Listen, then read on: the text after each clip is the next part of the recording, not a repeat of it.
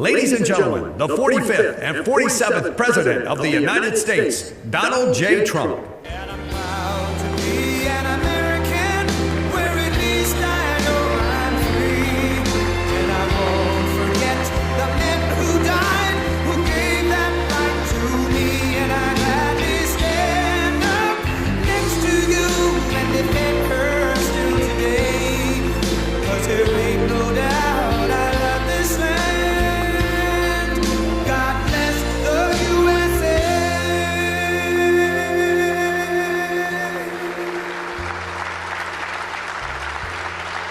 Thank you very much, everybody.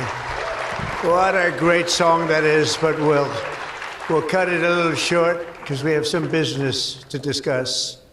What a group of smart ones we have in front of me today. That's about as good as it comes. Up here, the brain power, the greatest power of them all, the brain power.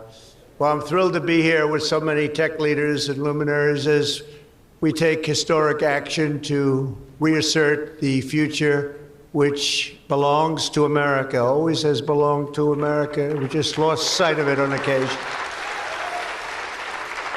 And I just want to start by stating that we've just concluded our big trade deal with Japan and numerous other countries in addition, as you know.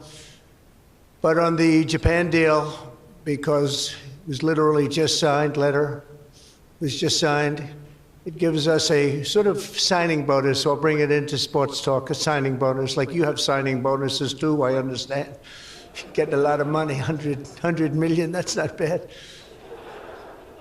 But that's not as good as the signing bonus we got. We got a $550 billion signing bonus for the country.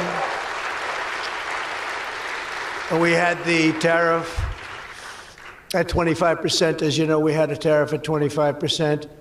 And these are great people that we negotiated with, but we agreed to reduce it to 15 based on the fact that Japan has agreed for the first time ever to open up its country to trade so that all of our American businesses and business geniuses, including many in this room, can go out and do business openly and freely in Japan, a very rich and prosperous and profitable and wonderful country, frankly.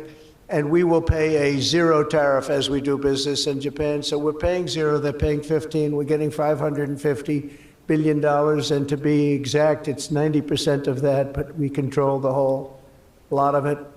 And it's really been great. And they're very happy, and their stock market went up, and our stock market went up, and that's supposed to be the way it is. Ours went way up, and theirs went up. And we've made numerous other deals like that. But the opening up of a country is very important to us. We have numerous countries that have opened their doors, just made some incredible transactions, but we're going to have a very, very simple tariff for some of the countries. We have so many countries, you can't negotiate deals with everyone, so we'll have a straight, simple tariff of anywhere between 15 and 50%. A couple we have 15 because we haven't been getting along with those countries too well, so we just say, let's pay 50, and that's the way it is. But remember, we get countries that were closed, always closed. Everyone in this room would never remember any of them to be open. We've offered such a deal to the European Union where we're in serious negotiations, and if they agree to open up the union to American businesses, then we will let them pay a lower tariff.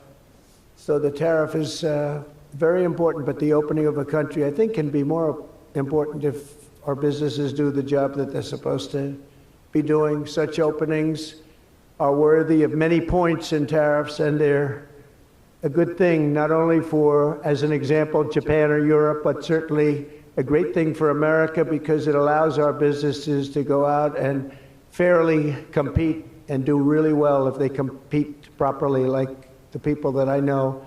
Everyone in this room practically I know has competed very successfully. I haven't seen any, and I know the losers just like I know the winners. I tell you, I don't see any of the losers here. But now if some of the countries that pay 25% or more on autos complain. Remember that Japan was willing to pay upfront the $550 billion for that privilege of negotiating with the United States of America. We also made a deal yesterday with the Philippines and Indonesia, which in both cases will be opening up their country. And we're in the process of completing our deal with China. And as you know, the UK, we made a deal. It was a very good deal for everybody. Everybody's happy. It's always nice when everybody can be happy. But mostly we'll be charging straight tariffs to most of the rest of the world because we have over 200 countries. People don't realize that's a lot of deals. Even if you're like me, a deal junkie, that's a lot of deals. That would be too much for anybody. Ooh. How did we do with this country that I never heard of? We got a lot of deals cooking, but America is taking in hundreds of billions of dollars like it never has before. Investments into our country at the highest point ever in history, and we've just really been opened up for business for 3 of the 6 months. The first couple of months, we got ourselves all set, done a great job with our military. As you know, you saw that 2 weeks ago when you saw the way those incredible B-2s flew into Iran and took out an entire nuclear potential deadly force. But I want to thank some of the incredible people that I see before me, including White House AI czar David Sachs. He's been great for organizing this very important summit, and especially for putting it in D.C. where it's a little bit easier. I don't know if it's easy for you, but it's a hell of a lot easier for me. Along with his colleagues at the All In podcast, which is very good. I did that podcast a year and a half ago, and I said, this is something that was pretty new, pretty raw. Everybody I knew saw that podcast. I said, well, he's got something pretty good. Who is that guy? He's a smart guy, by the way. I think if I ever get in, which at the time people were saying I had a shot, not as good a shot as it turned out. We won in numbers that nobody believes. We won every swing state. We won by millions and millions of votes, winning the popular vote. We won with the districts, as they would call them, 2,750 to 505. And that's why the map is almost completely red, except for a couple of little blue areas on each side of it. But it was a great experience, frankly, for me, and hopefully it's a great experience and been a great experience for our country, because they're saying we had the greatest 6 months that a president has ever had, the opening 6 months. And I'm not even sure, maybe 6 months, I'm not sure it's the opening, but let's call it the opening 6 months. It sounds a little bit nicer. I want to also say hello and thank to Chamath and his wonderful wife, Nat. Thank you very much for being here. Thank you very much. It was great seeing you again. Great couple. David Friedberg and even, as we know, Jason Calacanis. I say even. Thank you, Jason. Thank you, Jason. I appreciate that. Yeah, he's a good person. Thanks as well to the Hill and Valley Forum and our future Undersecretary of State, Jacob Hellberg. Good work. Good. Stand up, Jason. Good. I met him a year and a half ago, and I was very impressed. I said, let's bring him in. We bring in a lot of smart people. And David's been unbelievable as the job he's doing. Along with Secretaries Doug Burgum, who's been incredible. Doug? Thank you. Thank you, Doug. Great job. He's producing low-cost energy. We're down to $64. I want to get it down a little bit further if we can. I don't know if the oil companies love that or not, but we want to have very inexpensive electricity so that you can power up the plants, because you need more electricity than any human beings ever in the history of the world. When I heard what you really need, I said, you got to be kidding. Double what we produce right now for everything, right? I don't know, Jensen, you're going to have to explain that to me someday, why they need so damn much. Could you do with a little bbit less? My father always used to say, turn off the lights, son. But you guys are turning up the lights. I want to thank Howard Lutnick for doing a terrific job. He was involved in the big deal that we just completed with Japan. Howard, wherever you are, Howard. Where is Howard? Hi, Howard. Great job you did. Appreciate it. Really, that was an interesting negotiation, wasn't it? These are tough people. These are good negotiators, I will tell you, Japan. But they love their country, and they do what's right for their country. I want to thank Chris Wright, if Chris is around. Chris is here, because he's helping with the tremendous energy success that we're having. We're having tremendous energy success. We're the biggest. We have more energy than anybody else in the world. Nobody knew that until I came along, but we have more energy than anybody else in the world. We're making incredible deals on energy, including deals in Alaska. Well, we that's the mother lode, that's the big one, and we're making deals with various Asian countries that need it, and it's actually hard to believe, you don't think of it, but Asia is very close to Alaska, relatively speaking. It's not the closest, but it is pretty much the closest when it comes to oil and gas and energy, and we're making some incredible deals, and I want to thank Chris. Chris is fantastic, works in partnership really with this gentleman who's the head of all of, you've got the land and he's got the energy, right? But they formed a great partnership, Doug. So that's one of the greatest partnerships I've seen in a long time. They work hand in hand, and they have done a great job. Administrators, Kelly Loeffler, I think, is here. Kelly, thank you very much. Hi, Kelly. Thank Kelly. And probably the most important man in the room, and I say it in all sincerity, more important than Doug and Chris and all that energy they're producing. He's a man that produces fast permits on the environmental impact statements. He gets them done.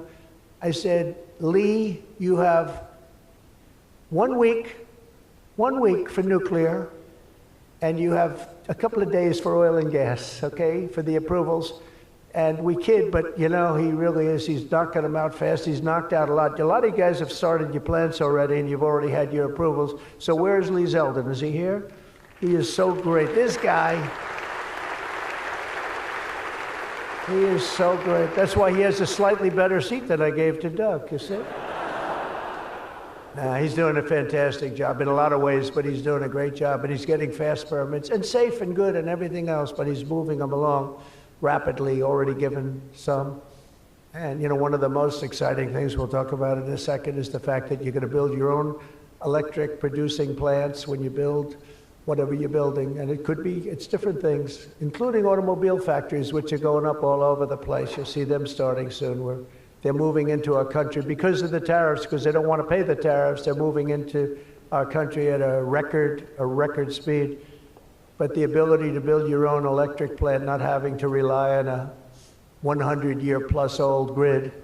And then if you have electric capacity extra, you're going to sell it into the grid, make some money, but you'll sell it right back into the grid. Director of the Office of Science and Technology Policy, Michael Kratsios. Michael, thank you very much. Thank you, Michael. As well, it's supposed to be taking a vote right now, a big vote. Senator Ted Cruz. Is Senator Cruz here? Oh, look at my senator. Why aren't you voting? I think we lost David McCormick, who's voting. So why is David here? Because you're supposed to be voting, Ted. I don't know. I'll tell you what, this man works hard. Ted works hard, and he works good. And a very special thanks to some of the top industry leaders here, including somebody that's amazing. I said, look, we'll break this guy up. This is before I learned the facts of life. I said, we'll break him up. They said, don't say it's very hard. I said, why? I said, what percentages of the market does he have? So he has 100%. I said, who the hell is he? What's his name? His name is Jensen Huang, NVIDIA. I said, what the hell is NVIDIA? I've never heard of it before. He said, you don't want to know about it, sir. I figured we could go in and we could sort of break him up a little bit, get him a little competition. And I found out it's not easy in that business. I said, supposing we put the greatest minds together and they work hand in hand for a couple of years, He said, no, it would take at least 10 years to catch him if he ran NVIDIA totally incompetently from now on. So I said, all right, let's go on to the next one. And then I got to know Jensen, and now I see why. Jensen, will you stand up? What a job. What a job you've done. Man. Great. He's a great guy, too. Lisa Su of AMD. Lisa? Thank you. Congratulations. Great job. Sham Sanakar of Palantir. We buy a lot of things from Palantir. Where are you? Are we paying our bills? I think so. We just made a deal with the European Union where they're going to pay the United States of America 100% of the cost of all military equipment. They're going to ship it to the European Union, and then they'll distribute it, and much of it will go to Ukraine. It's been a long time since you've heard those words, because we're in for $350 billion. But now we send it to Europe, and Europe pays, and they were great. We had a tremendous NATO meeting a few weeks ago, and it was pretty amazing, actually, what happened. They agreed to go from 2% to 5%, and they had 2% where they didn't pay. They have 5% where they've already paid. That's a big difference. That's trillions of dollars, actually, trillions. But they're going to spend that money in the United States with our defense companies, and we're going to send it to them, and they'll distribute the equipment that we send. So that's the way it should have been 3 years ago, frankly. And Jeff Sprecher, the other half of that incredible family, is he here? He's a fantastic guy, international, intercontinental exchange, and he's been a friend of mine for a long time, the husband of Kelly, who's really doing a good job. You are really doing a good job. Small business, which is actually big business if you add it all up, right? It's probably the biggest bank there is, but they call it small business, and she's done a fantastic job. Thanks, Kel. Say hello to Jeff. As we gather this afternoon, we're still in the earliest days of one of the most important technological revolutions in the history of the world. Around the globe, everyone is talking about artificial intelligence. I find that too. Artificial, I can't stand it. I don't even like the name. You know, I don't like anything that's artificial. So could we straighten that out, please? We should change the name. I actually mean that. I don't like the name artificial anything, because it's not artificial. It's genius. It's pure genius. And its potential to transform every type of human endeavor and domain of human knowledge, from medicine to manufacturing to warfare and national defense. Whether we like it or not, we're suddenly engaged in a fast-paced competition to build and define this groundbreaking technology that will determine so much about the future of civilization itself, because of the genius and creativity of Silicon Valley. And it is incredible genius. Without question, the most brilliant place anywhere on earth. America is the country that started the AI race. And as President of the United States, I'm here today to declare that America is going to win it. We're going to work hard. We're going to win it.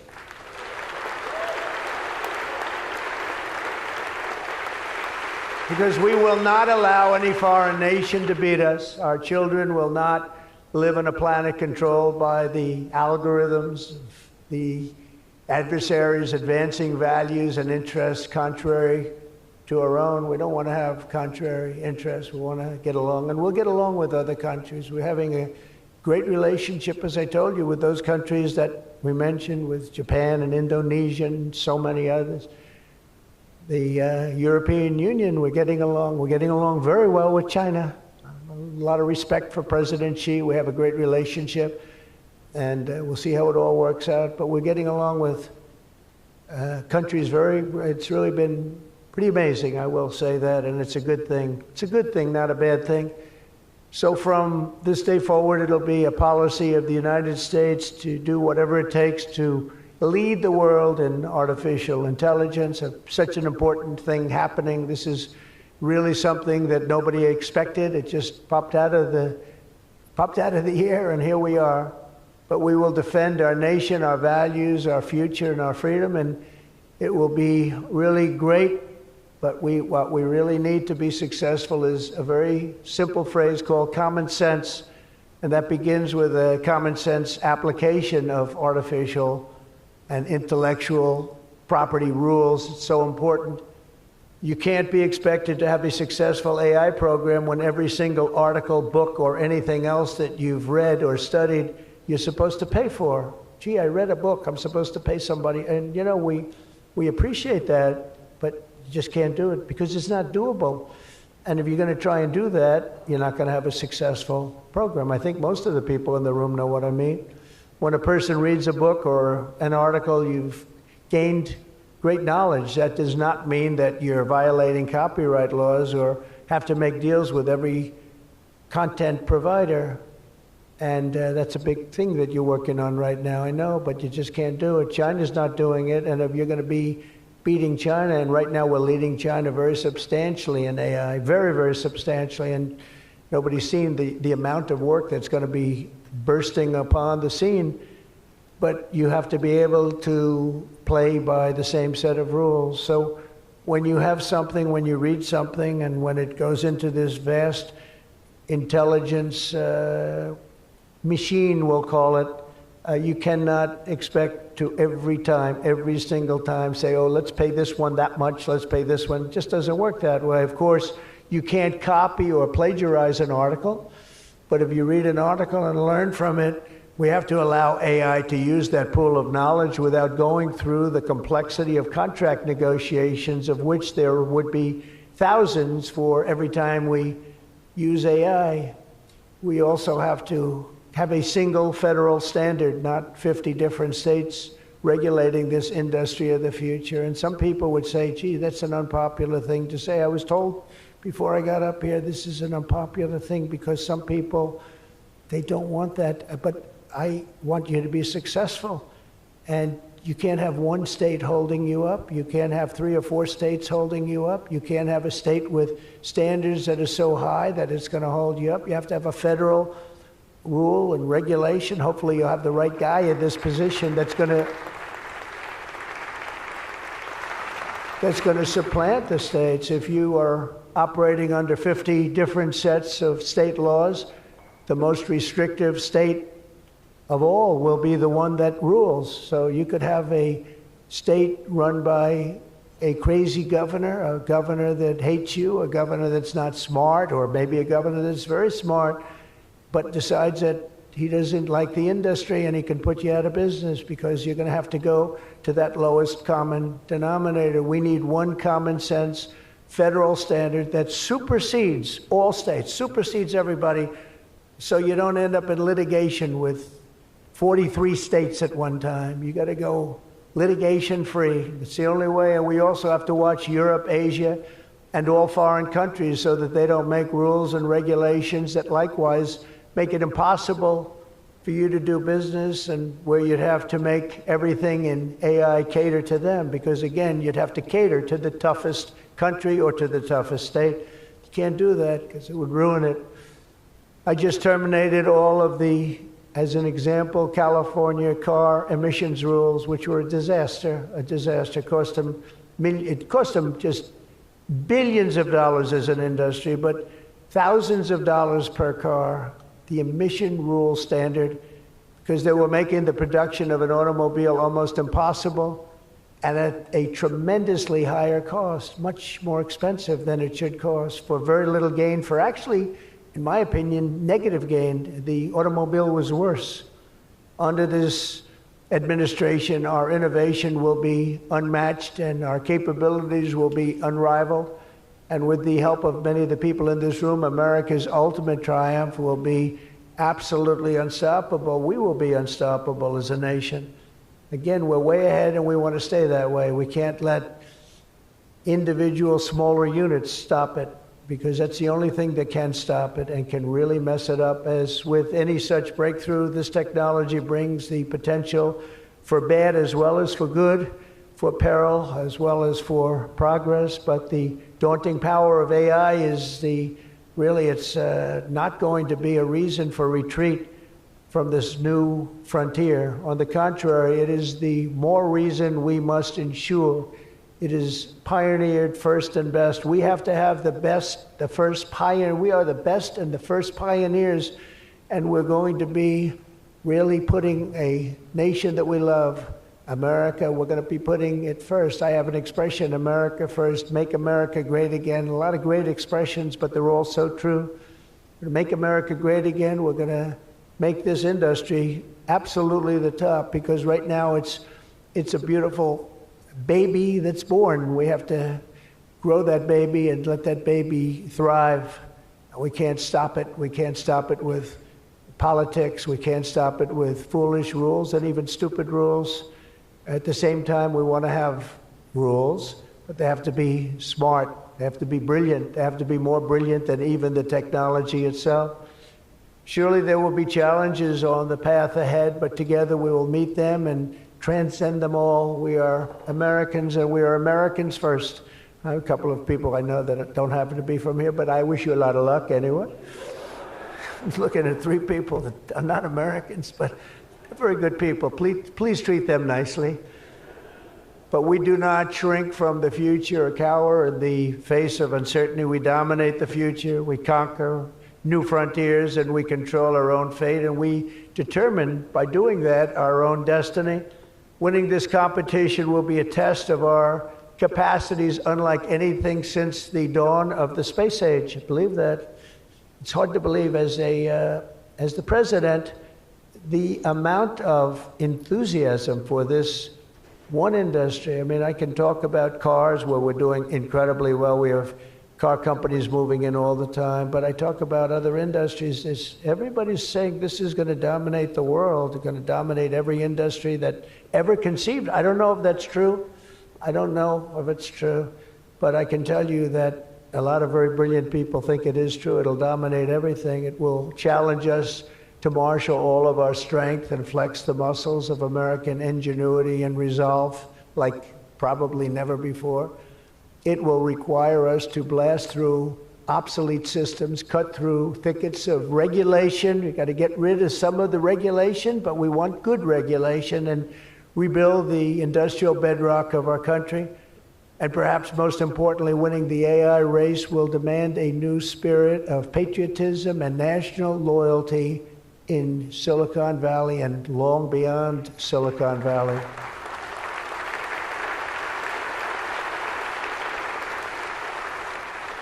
For too long, much of our tech industry pursued a radical globalism that left millions of Americans feeling distrustful and betrayed. And you know that. Everybody knows that. Everybody in this room certainly does. Many of our largest tech companies have reaped the blessings of American freedom while building their factories in China, hiring workers in India, and slashing profits in Ireland. You know that? All the while dismissing and even censoring their fellow citizens right here at home. Under President Trump, those days are over. We need U.S. technology companies to be all in for America. We want you to put America first. You have to do that. That's all we ask. That's all we ask. To partner with our tech geniuses in achieving this vision, today we're releasing the White House AI Action Plan. Big stuff. Signing it right after this. In fact, I see it sitting right there. Maybe I should just sign it right now. Who the hell has to make the rest of this speech, right? But here are the pillars of the strategy. First, my administration will use every tool at our disposal to ensure that the United States can build and maintain the largest, most powerful, and most advanced AI infrastructure anywhere on the planet.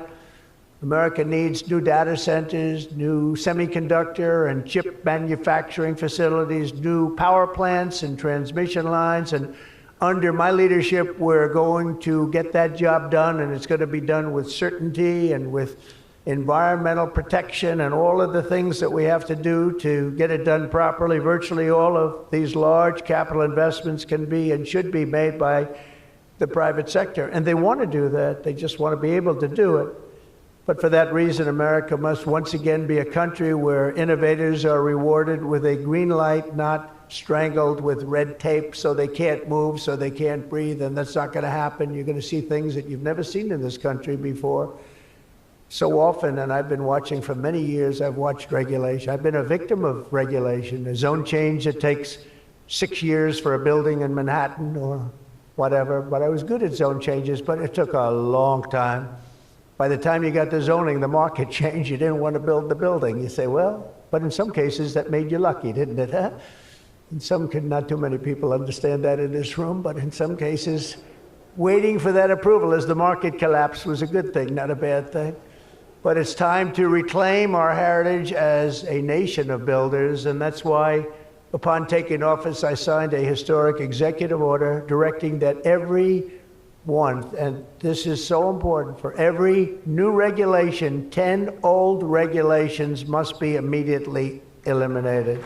So we have old regulations that clog up the books that don't even mean anything anymore. You know, in my first term, I had more regulation cuts than any president in history times 4, and that included 2-term presidents where you're talking about 8 years. We had more than any other president, and I think we may even top it this year. We may very well be able to top it during this period of time, because you're really, you are a regulation-prone group, and we're looking to get those regulations out of your way so you can use your genius. Earlier this month, we also enacted the largest tax cuts in American history when I signed the One Big Beautiful Bill into law.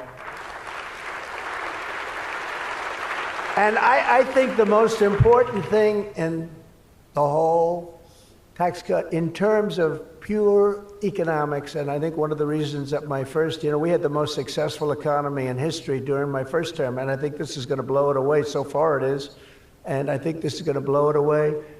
But the reason we had was I had expensing at 100%. And what we did is we included 100% in this bill, expensing for all capital expenditures, including investments in factories and equipment and structure. Structure wasn't included last time, so even structure, and you're able to write it all off immediately. That's the biggest thing, not 38 years, not 42 years, you're able to write it all off immediately. And this time we've made it for 10 years, not for 1 year. We've made it for 10 years, so you have a much longer period, but I'd say get out and take advantage of it. I think that's one of the reasons that we had such an incredible success with the first tax cuts. And one of the things that this bill does is it extends the first tax cuts and makes them permanent. And in addition to that, we were granted other taxes, like no tax on tips, no tax on Social Security, no tax on overtime. A lot of great things. One of the things that I mentioned, not so pertinent here, but if you're in the automobile business, it's pertinent. I said, why is it that people like us always are looking for expenses and deductions, and people that buy automobiles that really have to go out and borrow money to buy a car, why aren't they allowed to deduct the interest on their loan to buy a car from their income tax? And we got it approved. We got it approved. And that is such a big thing. And I think that's going to be such a big thing for the automobile industry. We're going to be making more cars. Within a few years, we're going to be making more cars than we made in the very beginning, in the super prime. We lost almost 50% of our automobile business to Mexico, Canada, and various other places, as you know, in Europe and in Asia. And now we're getting it back. We're getting it back in record numbers. And I think we're going to be topping any amount. In a few years, we'll be making more automobiles than we've ever made in the history of our country, including what I call prime time. My administration is also pursuing a future of all-out American energy dominance. And on day one, I terminated the Green New Scam. You know what that was? You were all victims to it. Perhaps the second or third greatest scam in the history of our country. I would say the first was Russia, Russia, Russia. And we had a couple of others too. But the Green New Scam was one of the greatest. It's so ridiculous what they've made you do. The carbon footprint. They talked about the carbon footprint, and then Obama hops onto a 747 Air Force One and flies to Hawaii to play a round of golf and comes back. What about the carbon footprint? No, we didn't like that. And what Biden has done is absolutely terrible. He made it impossible, almost impossible for people to do business, not even talking about the border.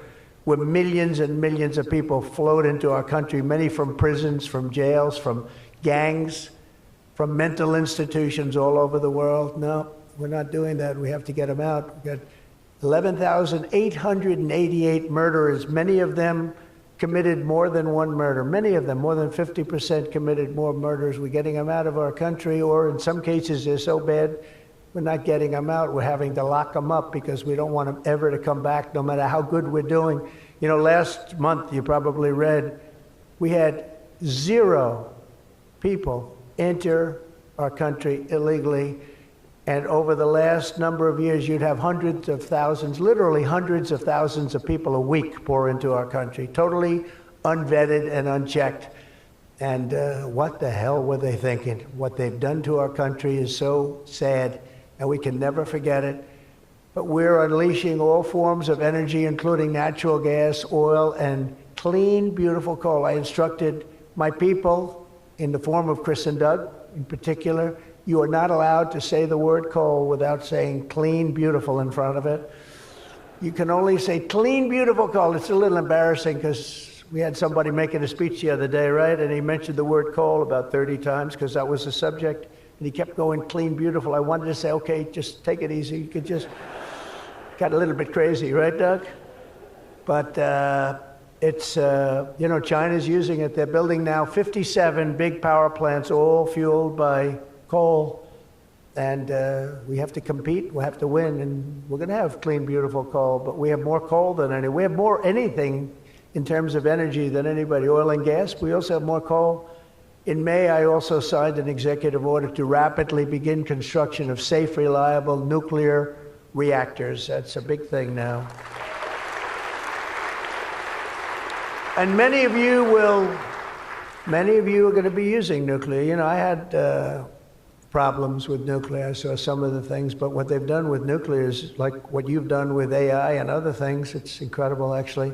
It's long-term, it's inexpensive, it's safe. What they've done is really amazing. So we opened up the industry, very strict rules, but we opened up the industry, and some of you are going to choose nuclear over oil and gas or whatever it might be. Under the last year of Biden, China added 11 times as much power generation capacity as did the United States. Can you imagine that 11 times? Under the Trump administration, we will be saying those very famous campaign words, drill, baby, drill, and build, baby, build. And we will be adding at least as much electric capacity as China. We think we're going to catch them and maybe even have something a little bit extra. They're going very rapidly, but so are we. And we'll be doing at least as much, and every company will be given the right to build their own power plant. So when you build, you can build your power plant with it, and you are essentially going to become your own utility. It's a utility to yourselves. And as I said, any excess energy you're going to sell back to the grid and make plenty of money doing it. As a result of these pro-American policies since my election, we're seeing trillions and trillions of dollars in new investments. So at this moment, we have almost $17 trillion coming into this country. There's never been a period of time like that. And that's in a period of a few months. In a few months, Meta, Amazon, Google, Microsoft are all investing $320 billion or more in data centers and AI infrastructure this year. Those companies are really, they're really going at it, and they're very smart people, very good people. I got to know a lot of them. You know, I didn't like them so much the first term when I was running. I wouldn't say I was thrilled with them, but I've gotten to know them and like them, and I think they got to like me, but I think they got to like my policies maybe much more than me. NVIDIA has committed $500 billion over the next 4 years. Thank you, Jensen. I'm sure that'll be a good investment. If you're doing it, it's good. Thank you very much. It's a great statement.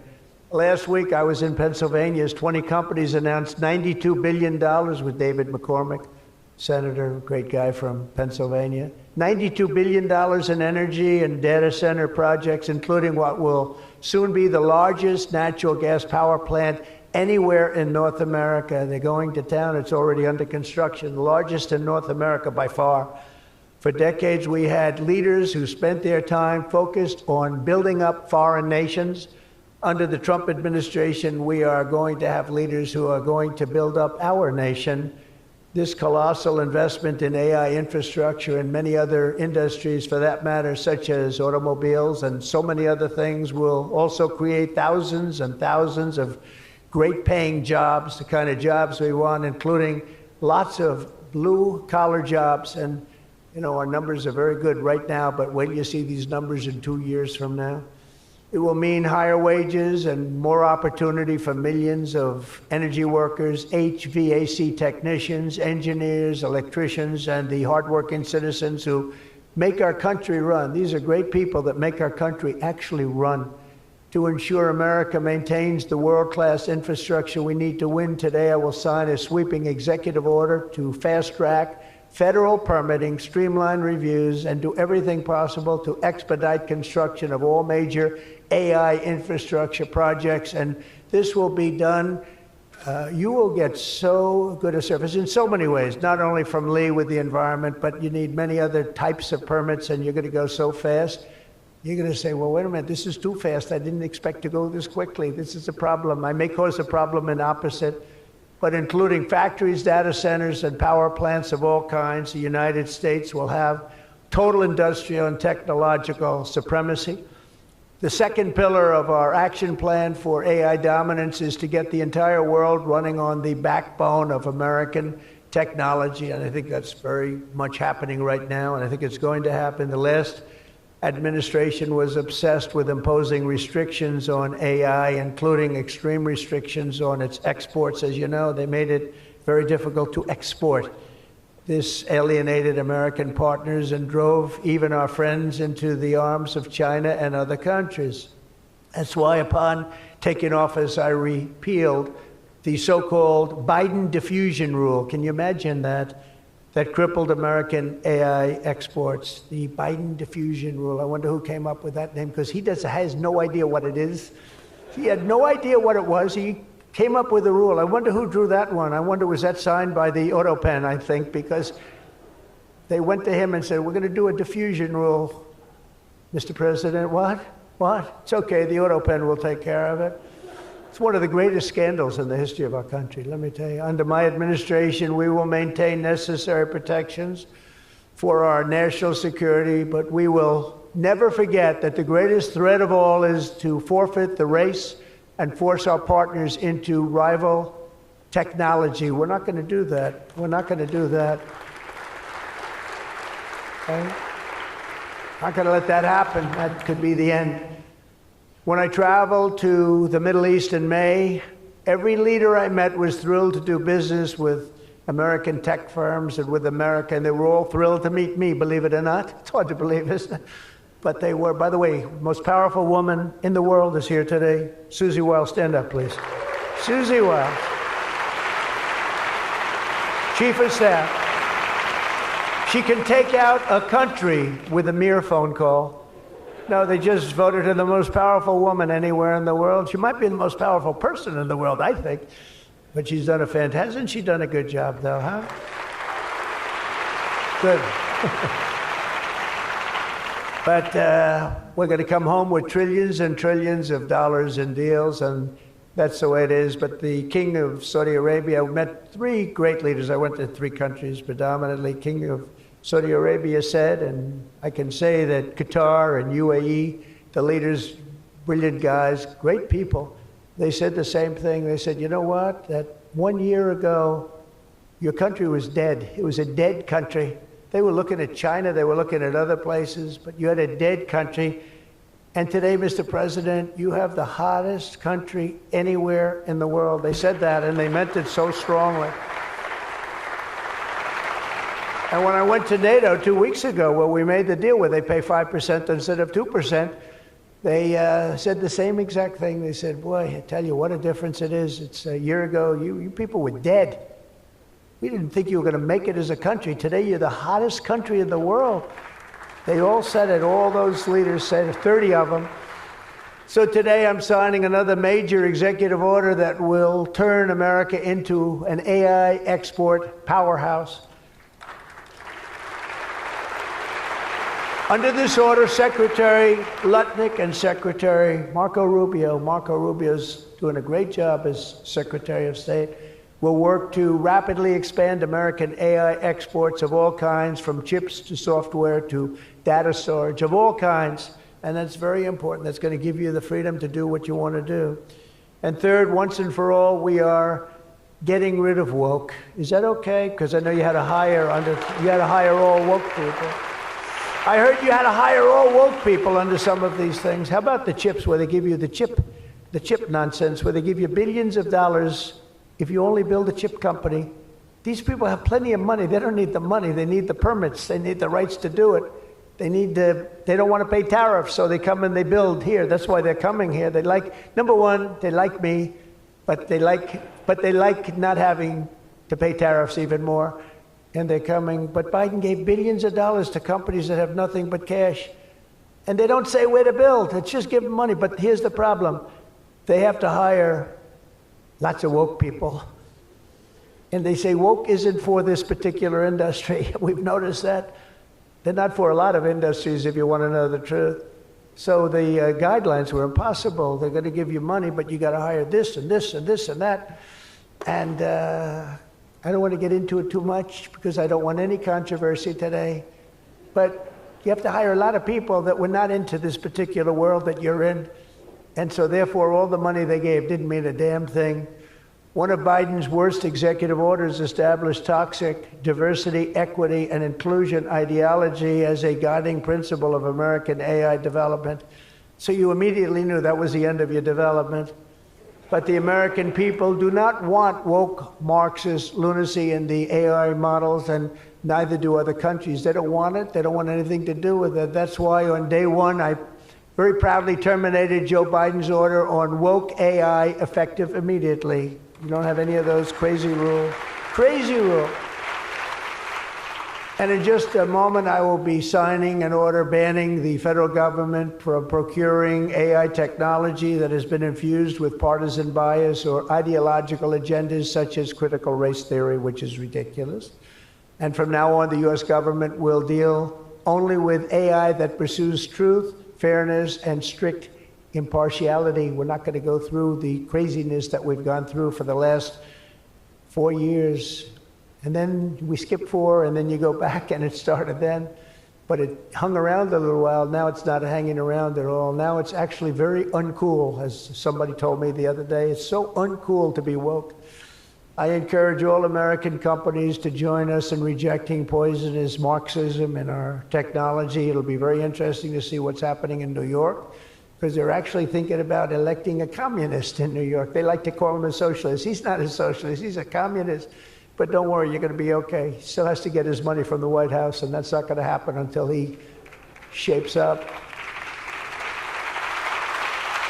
But as an example, we are not going to allow men to play in women's sports. That's an example. That's one. And they say that's an 80-20 number. They say 80% would be against it. No, it's not 80-20. It's about 97-3. And I don't know who the 3 are. I've never seen anybody. I've never had a person. I've seen everybody. I'm a very open person. They come up to me and they talk to me. I've never had anybody come up, "Sir, you have to let men play in women's sports." I've never had it.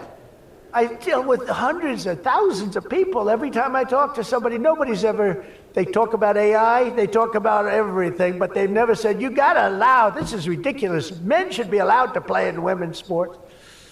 It's sort of crazy, isn't it, huh?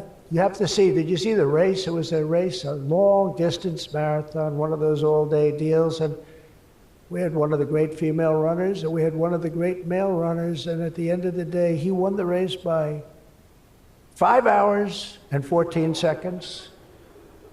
They waited around for the really good athlete female. It's very demeaning to women, I want to tell you that, but they waited, her parents were waiting for hours. Somebody said, "Why don't you go back to the hotel and sleep for a few hours and come back and meet your daughter?" This is what they do. You got to see the weightlifting records, though. They're the best of all. A woman lifted 212 pounds. It was a world record. It held for 18 years. And now a man who transitioned came up and looked at the bar, How much is it? 212 pounds. Oh, let me try it. Bing, bong. I think he broke the record by 109 pounds. It's going to be a long time. It's going to be a long time before a woman catches that. And these are great athletes and great people, and it's demeaning. And who the hell wants this? We're off of that whole standard, because I just tell you those as examples. We're off of it. The reason the last administration was so eager to regulate and restrict AI was so they could limit this technology to just a few large companies, allowing them to centralize it, censor it, control it, weaponize it, and they would weaponize it. A very dishonest group of people. You probably saw that because we caught them in the act. We really caught them. We had it before, but now we really have them. We have it where it counts. But this is the exact opposite of my approach. The unique strength of the American tech industry has always come from its startups and small tech. It comes through small. Jensen was small. Were you ever small? I think so. When you started in your bedroom, I think you were small, right? He started as very small, and now he's really become very amazing. If you regulate them too much, you kill the source of American genius and technological power. I believe that. Joe Biden had a plan to lose the AI race. I think he wanted to lose it because his plan would never have worked. It would have never been successful. You would have spent a lot of money and you wouldn't have been able to win. They didn't allow you to win, but we have a plan which only admires and respects the winners. Every citizen should take incredible pride in the inspiring feats of American innovators who are pushing the bounds of human knowledge and achievement. The people of OpenAI, Google, Meta, and countless startups are proving once again that America is impossible. You are just impossible to beat. You're not going to be beaten. We're not going to let that happen. When you do your best, when you work your hardest, and when you're allowed to be free of horrible, foolish regulation. And you're going to have regulation, but it's going to be sensible, smart regulation. There's nobody who's going to beat you. As we push even further into this exciting frontier, let us never forget that all of this prosperity and progress has come from the culture of freedom and hard work, merit, ambition, and risk-taking passed down from one generation of Americans to the next. Silicon Valley rose to wealth, fame, and glory by exemplifying these values, and it will win this race not by rejecting them, but by embracing them like they have never been embraced before. We must put America first. This is a nation that invented the light bulb, the telegraph, the television, the telephone, the computer chip, the smartphone, the GPS, the integrated circuit, and even the internet. Basically, we invented everything. What is left? We invented everything. And now it's AI. We invented everything. Does anyone have anything else to say? And now we're going to take it to a new level. But Americans were the first to fly a plane, first to harness the atom, and first to plant our flag on the moon. We mastered the industrial age. We created the digital age. And now we are leading the world into the golden age, indeed, the golden age of America. With your help, that golden age will be built by American workers. It will be powered by American energy. It will be run on American technology, improved by American artificial intelligence, and it will make America richer, stronger, greater, freer, and more powerful than ever before. And I will now do my share by going and signing a name without an auto pen. I will sign it. If we had one, I wouldn't use it anyway, but we will sign it auto pen free, and we will say, Donald J. Trump, God bless America, and God bless you, and good luck, because the race has just begun, and you're going to win it. Thank you very much, everybody.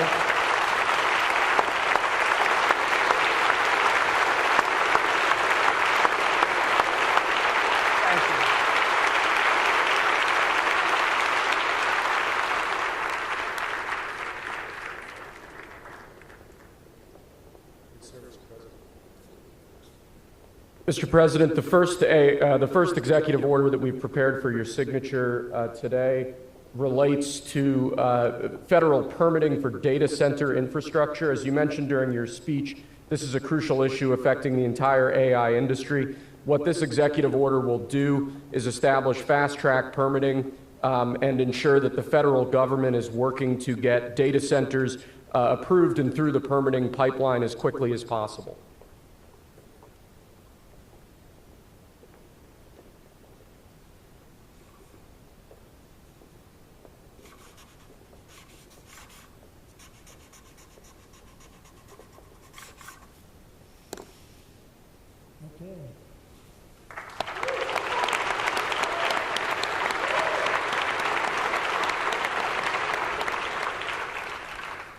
As you said before, sir, it's absolutely essential that American AI models and the American AI industry dominates the future of this industry around the world. What this next executive order will do is promote, through various instrumentalities of the federal government, the export abroad of American AI models to ensure American AI dominance in the future.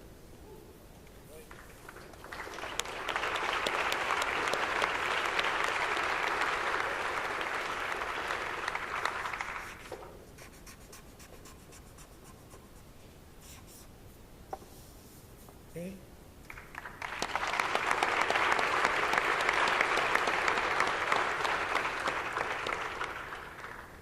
And lastly, sir, as you said in your speech, we don't want woke AI. We want AI models based on accurate information that give accurate information and accurate answers.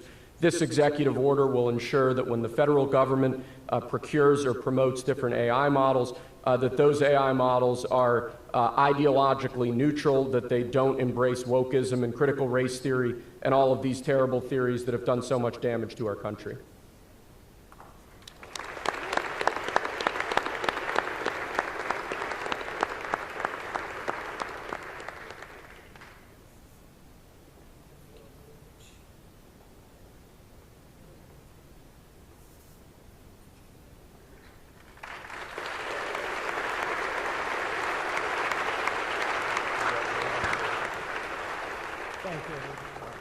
Thank you very much, everybody. Good luck. Good luck. Thank you.